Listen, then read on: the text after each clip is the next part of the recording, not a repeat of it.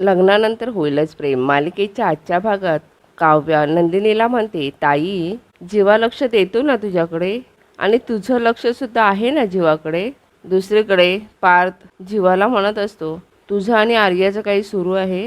हे ऐकून जीवाला धक्काच बसतो.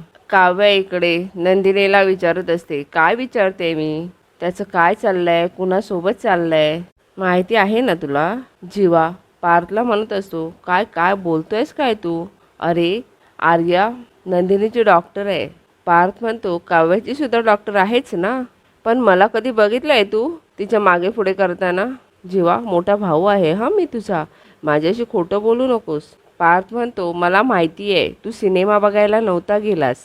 नंदिनी म्हणत असते, अगं नाही, तुझं बरोबर आहे, ते सिनेमाला गेले होते. यावर काव्या म्हणते, बंद असलेल्या थिएटरला कुणाला शेंड्या लावतेस ताई. नंदिनी म्हणते, काव्या मी खरंच सांगते, ते सिनेमाला गेले होते हे खरंच आहे, आणि ते तिथे गेल्यानंतर त्यांना कळलं की थिएटर बंद आहे. म्हणजे तसं मला घरी आल्यावर म्हणाले. मग तिथे त्यांचा वेगळा प्लॅन झाला, त्यांच्या मित्रांसोबत चौपाटीला गेले ते. जीवासुद्धा पार्थला म्हणत असतो, तेथे गेल्यानंतर कळलं की थिएटर बंद आहे, म्हणून मग नंतर परत घरी कसं जायचं, एवढ्या दिवसांनी तर बाहेर जायचं प्लॅन झालं. पूल आणि बॉलिंगसुद्धा खेळायला गेलो. जीवा म्हणत असतो, तुला खोटं वाटतंय का माझं बोलणं. पार्थ म्हणतो, तू जर खरं बोलतोयस तर मग एवढा नर्वस का आहेस. यावर जीवा म्हणतो, तू पण ना नर्वस. अरे तू उलट तपासणी घेतल्यासारखं बोलतोयस, तर मग नर्वस होणार ना समोरचा माणूस. पार्थ म्हणतो, जीवा तुझं खोटं, तुझा कॉलेजमधला पहिला दिवस, तुझी पहिली दारू, तुझा पहिला क्रश, तुझं पहिलं प्रेम, यातल्या बऱ्याच गोष्टी सांगितल्यास तू मला. काही गोष्टी लपवल्या, ज्या सांगितल्या नाहीत त्या मी शोधून काढल्या, तुझ्या चेहऱ्यावर वाचल्या. फक्त एकच गोष्ट मी शोधून काढू शकलो नाही, ती म्हणजे 16 डिसेंबरची, जी विचित्र पद्धतीने सर्वांसमोर आली.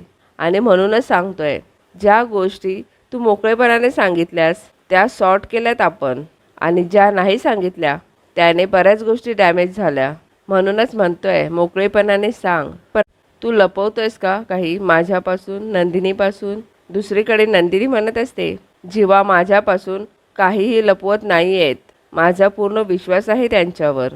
काव्या म्हणते, असो, पण मला आणि पार्थला असं वाटतंय की जीवा आपल्यापासून काहीतरी लपवतोय, आणि ते आर्याबद्दल आहे. हे ऐकून नंदिनी म्हणते, चला विषय आता भलतीकडेच जायला लागलाय, आपण आता इथेच थांबूयात. नंदिनी जात असते.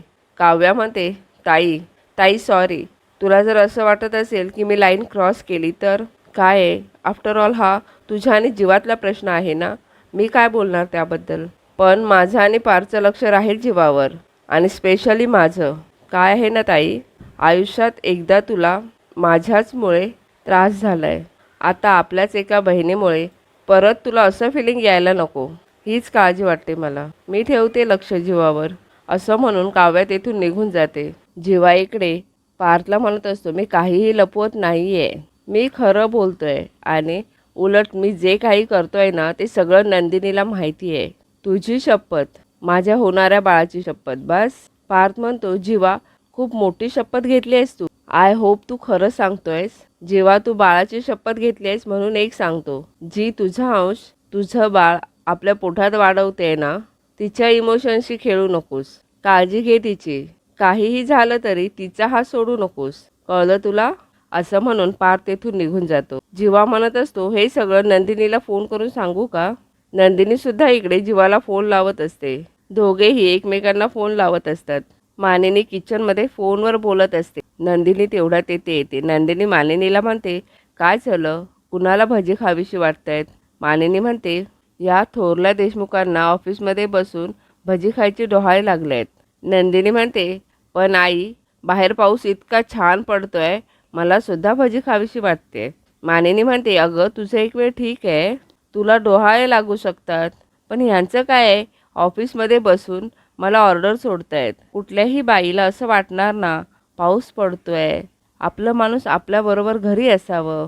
तू मला सांग, तुला सुद्धा आता वाटतंय ना की जीवाने तुझ्याबरोबर आता इथे असावं. त्यानंतर मानिनी फोनवर बोलत बोलत बाहेर जाते. मानिनी गेल्यानंतर नंदिनीला मानिनीचे शब्द आठवतात. कुठल्याही बायकोला असं वाटतं ना, खूप पाऊस पडतोय, आपलं माणूस आपल्याबरोबर घरी असावं. तू मला सांग, तुला वाटतंय ना जीवाने आत्ता तुझ्याबरोबर इथे असावं? त्यानंतर नंदिनीला काव्याचे शब्द आठवतात.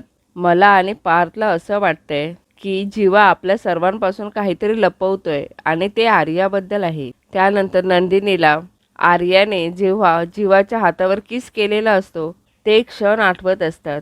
त्यानंतर नंदिनीला आपल्या आईचे शब्द आठवतात. नंदिनीच्या आईने नंदिनीला विचारलेलं असतं, नंदिनी, जीवा आणि आर्याचं नक्की काय चाललंय?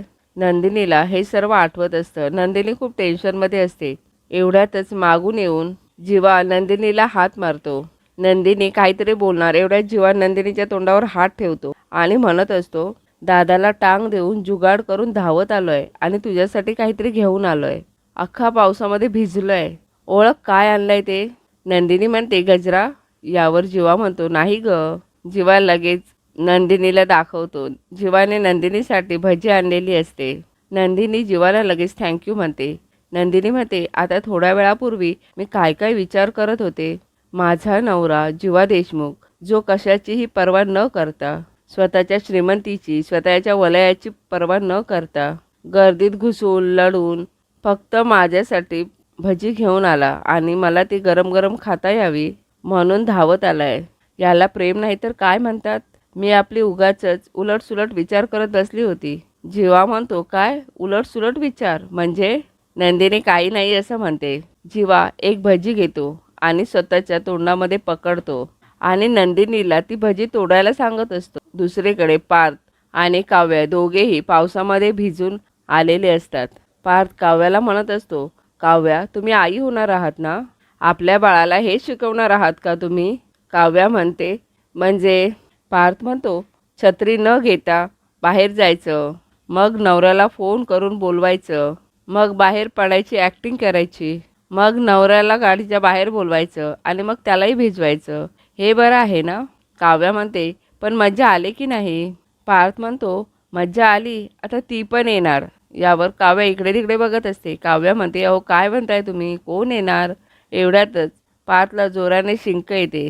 हे बघून काव्या पार्थवर हसत असते. काव्या म्हणते, काय हो तुम्ही पार्थ? काव्या पार्थला हळू शिंकायला सांगत असते, परंतु पार्थ सारखा शिंका काढत असतो. काव्या आपल्या दुपट्ट्याने पार्थचे केस कोरडे करत असते. केस कोरडे करत असतानाच पार्थला जोराने एक शिंक येते आणि दोघांची टक्कर होते. पार्थ म्हणतो, परत एकदा टक्कर द्यावी लागेल ना, नाहीतर मग शिंग येतील. एवढं तेथे मानिनी येते. मानिनी या दोघांना भिजलेले बघून मानिनी म्हणत असते, काय छत्री कुठे आहे? पार्थ म्हणतो, छत्री होती ना, पण काव्याला पकडता पकडता छत्री उडून गेली. मानिनी म्हणते, वा छान. गाडी होती की ती पण उडून गेली? काय हो, काय नाही काय? अरे काय रे पार्थ? पार्थ म्हणतो, गाडी होती, हो. उडून गेली नाही असं. मानिनी लगेच काव्याला म्हणत असते, बाहेर पाऊस आहे, काळजी घे हो बाळा. एवढ्यात पार्थ म्हणतो, हां, यांना बाळा आणि मला ओरडा. तुझ्या बाबतीत ना ती म्हणच उलटी आहे आई. आपलं ते कार्टं, दुसऱ्याचं ते बाब्या. मानिनी म्हणत असते, आता आगाऊपणा केलास ना तर फटके खाशील, असं म्हणून ती पार्थला तेथून जायला सांगते. त्यानंतर मानिनी इकडे किचनमध्ये येते. किचनमध्ये जीवा आणि नंदिनी भजी खात असतात. जीवाने नंदिनीला आपल्या मिठीत घेतलेलं असतं. हे दृश्य मानिनी बघते आणि ती जोराने ओरडते, अरे देवा. मानिनी म्हणत असते, सॉरी. त्यानंतर ती जीवाला भिजलेला बघते आणि ती म्हणते, अरे तू भिजलायस? तुम्ही दोघांनी गाड्या वगैरे काही विकून टाकल्या की काय? पार्थ पण भिजून आलाय, तू सुद्धा भिजून आलायस. पुढे मानिनी म्हणते, भजीचा वास. जीवा लगेच भजीचा कागद दाखवतो. मानिनी म्हणते, नंदिनी, तुला डोहाळे लागले म्हणून तू बाहेरून मागवून घेतलीस की काय जीवाकडून? नंदिनी नाही म्हणत असते. मानिनी म्हणते, अगं हे बाहेरचं खाऊ नये, तुला सुद्धा कळत नाही का गं?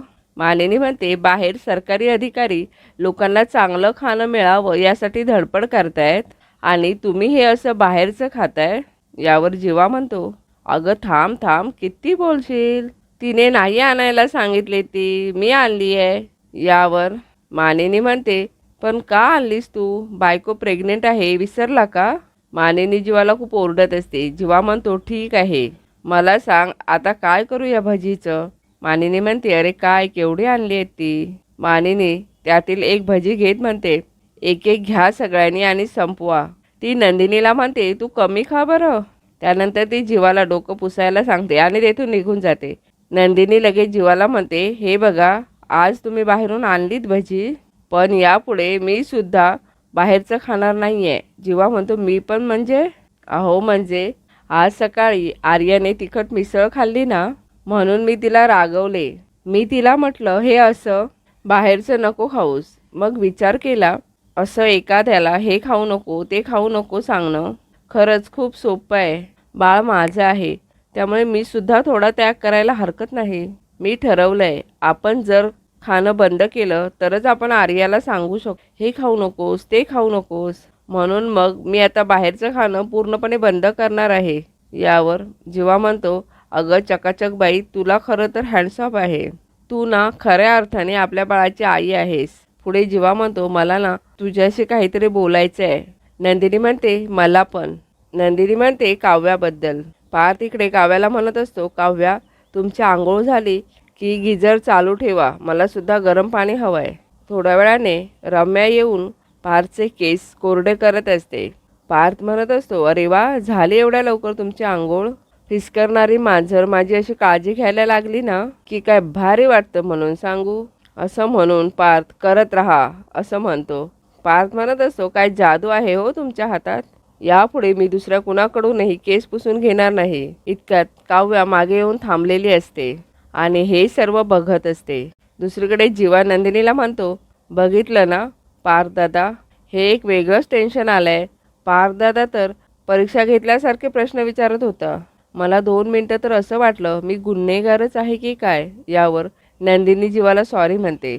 जीवा म्हणते अगं तू का सॉरी म्हणतेस? नंदिनी म्हणते अहो माझंच चुकलं.